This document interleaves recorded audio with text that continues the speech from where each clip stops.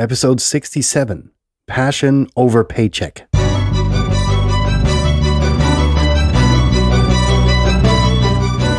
You're listening to the very best podcast in the world on health, wealth, and happiness. Please remember to leave a review and share with all your friends and family. And here is your host, Lars Hilser.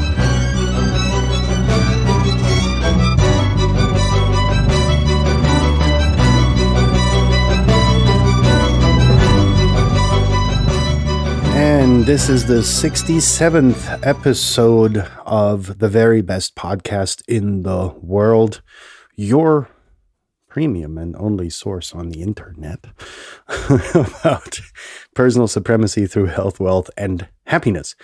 Ladies and boys, gentlemen, and girls around the globe, I got your message. A lot of you said the episodes when we started this silly season were too long, and yesterday I already addressed the topic. Today we're going to adhere to it as well, in that we're only going to take short episodes as long as the silly season lasts, and then hopefully next year, when this whole other thing, the name we don't mention, has settled down, then we're going to go into interviewing people, interesting people that I've met. And yeah, let's see how that goes. It's still on the agenda. The Rona has kind of kicked that thing in the nads, that part of the project, but I'm hopeful. And yeah, whatever, that it's gonna materialize very soon. So today, we're going to talk, as promised yesterday, about passion over paycheck. I don't know whether I deliberately didn't put a question mark or a period or an exclamation mark behind that, because I think there are more angles to look at this than just as a question or a statement. So that's why we're going to go into multiple aspects of this quote, let's say, and then determine whether, at the end, whether it's worth to be more of a question or actually more of a statement. Sorry, my nose is tight. The humidity is ridiculous. Let us get started. Why this episode, you ask? And the avid listener is going to reference episode 19, which is called Passion, without the over paycheck bit. And while we did talk about that, the passion part and how to find it and how to apply it, this episode is a bit different in that it is based on the fact that being passionate can also be something negative. So I was training a client who wanted to focus on her private life more than on her company, which was taking up approximately 132% of her day. She was just running insane hours. The company was doing insanely well. She had grown, obscenely wealthy within a decade. And then all of a sudden, things started to happen without, quoting her words and without meaning that in a condescending way. Her biological clock had started ticking.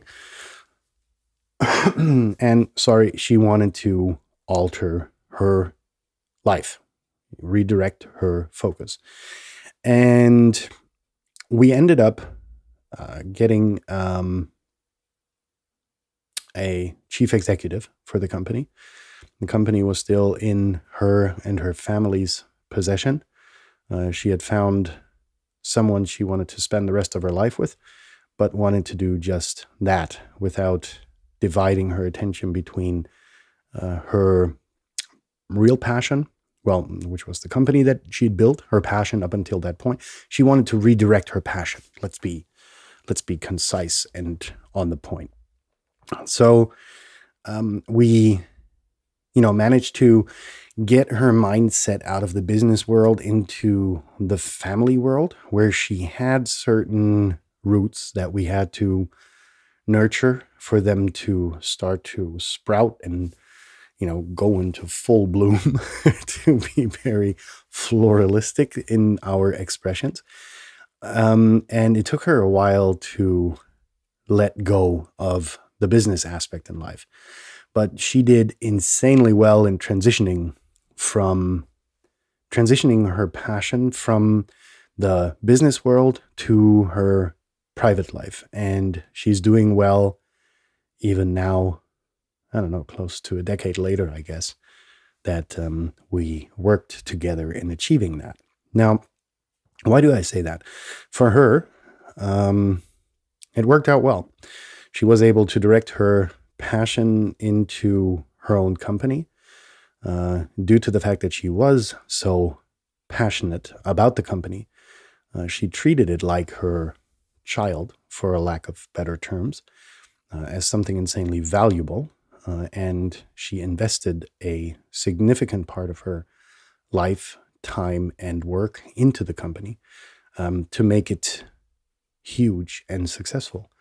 And to a point where, she had over 500 employees, and she was interviewing each and every one of them personally, if somebody changed or whatever. And that's dedication and that's passion. When you, as the founder and the chief executive, find the time, make the time to actually sit down with the people who are going to be in your crowd, that's dedication. That's what I call dedication. You don't find that a lot. So while she was lucky, there are a lot of disadvantages to being passionate. And let's start out with the definition of the title, passion over paycheck. What does that mean? Is passion more important than putting food on the table? And that's a clear, I don't know. If you're passionate about something, you lose time, you lose track of actually space and time, because you have so much fun in doing what you're doing that you don't necessarily care if you're being taken advantage of, for instance. And there are a lot of passionate people in organizations which get taken advantage of because a lot of them are so passionate about what they do for the company, not for themselves, but for the company, where they get to live their passion and to express their passion in their work, that they don't bother going to the boss and saying, look, I'm making I'm walking the extra mile. No, not the mile, the extra 10 miles every day. I put in the extra hours. I put in the extra work. My results are, compared to the others, significantly better. I'd like a substantial raise. You're not going to find that. You're very seldomly going to find that. In fact, a lot of times what's going to happen is that these people are going to be headhunted away from these organizations and then put into a new work environment where they're going to be put under pressure. While they were appreciated, to a degree in the old company, they're going to be put under pressure in the new one. And that's usually a point of no return and a downward spiral for a lot of them, because they don't have the freedoms that they are used to. And it's very difficult for them to adapt, right? And that's an interesting situation. I've worked with a person like that also, and they just, like a flower you don't water anymore, just decays and goes, dies. Not physically, but the passion just kind of dies. And passion is a delicate fruit that needs to be nurtured and that needs to be, have just the right amount of sunlight and just the right amount of water. Think of it as orchids, where you've got these beautiful, what are they called? Buds that kind of spring into blossom. And then you have these beautiful flower. You have this beautiful flower. And, it's very difficult to maintain, high maintenance, but that doesn't necessarily go for passionate people always. Right. But, so is passion more important than putting food on the table? That's the trade-off that you're going to have to decide for yourself personally. Is it going to be enough money for you in the bank to sustain a living, or are you interested in actually making the extra dollar for being more passionate than your co-employees? Or, on the other hand, is the paycheck more important, and is it worth neglecting your passion and becoming dull, like most of your colleagues probably that do a 9-to-5 job? That's a question you have to answer for yourself. Now, it's very important that beside all the passion and all the talk, you're going to have to be able to provide for your family. And you're going to have to be able to provide for your family in a way that kind of makes up for the extra 10 hours a week or 20 or 30 hours a week that you invest into the company. Because your family is going to want something in return. And like I said in the introducing introductory example, it's insanely difficult to transition and, first of all, to make a lot of money doing so. Now, it's a personal decision, as I mentioned, that you have to make for yourself. And, as long as you can provide for your family, not only monetarily, but also time-wise, can you make enough free time, and can you have enough event lined up? Can you make everyone in your family and your surrounding happy? Then you're good to go. You found the balance. Whereas you're probably better off if you are so passionate to find someone to open a company with and then redirect that dedication into your own company, making yourself wealthy while doing so. And of course, also, being able to master your hours yourself and recruit more passionate people, because you are the only one that's going to be able to see passion in another person about a topic that you're, passionate about. That being said, how do you discover your passion when you're busy trying to put food on the table? And that's what I just mentioned. You start your own company, perhaps. I went into that in the financial freedom exercise, episode 40. And I did kind of reference this on myself, this episode 40. Go ahead and listen to it after this one. It's very interesting, the results that, kind of the bottom line that kind of came out of it. And for me, I was very blessed to have supporters and no dependence on my endeavors, right? I always got backing from everyone around me if the shit hit the fan. I had a lot of critics, which always scrutinized what I did and told me about whether or not there was potential, monetarily and otherwise.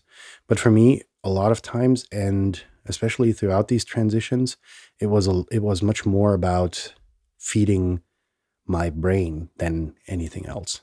It wasn't about the money. Since I had no dependence, I didn't need to put food on the table. Well, yeah, for myself, but cup noodles are a way to kind of transition from one thing into another. So those were interesting experiences, but that's a very important aspect, which I think a lot of people are not blessed with. So in that sense, I think you need the stability in one point of your day, or of your month, where you get your monthly paycheck. But that side hustle in slowly moving away from your monthly paycheck is something very important. And I think if you are very passionate about what you're doing, your time is better spent with your own organization and being your own boss. That's another important thing. And being able to recruit similar talent for your organization. Now, passionate people, like I said, are often taken advantage of. And I mean that in a way that, they do long hours, and a lot of times they're so happy with the situation that they don't ask for raises, like I said. And it's a very difficult situation, but I think it's something you should snap out of. So, bottom line, to wrap things up, so short before the transition into 2021, you have to set your own level of comfort between passion and your paycheck. Is that sufficient for you? Is the life situation okay? Are you happy? Is your family happy? Okay, good. However, a piece of advice, if you are really passionate and you invest the extra hours and you invest the extra 10 miles for your employer, then it might be worth considering starting your own gig, your own company, because you're going to be so much more rewarded for your passion than dedicating all of that life's effort to an organization just for a paycheck. So in that sense, go back to episode 40, where I outline the financial freedom exercise. And yeah, we're going to wrap it up for today. I'm going to wish you a happy and successful, most importantly, successful day. And if you've already had your successful day, have a successful night, you know the drill. So, as always, comments, critics, feedback, go to the very best podcast in the world at gmail.com. And yeah, over and out. Peace out. See you tomorrow.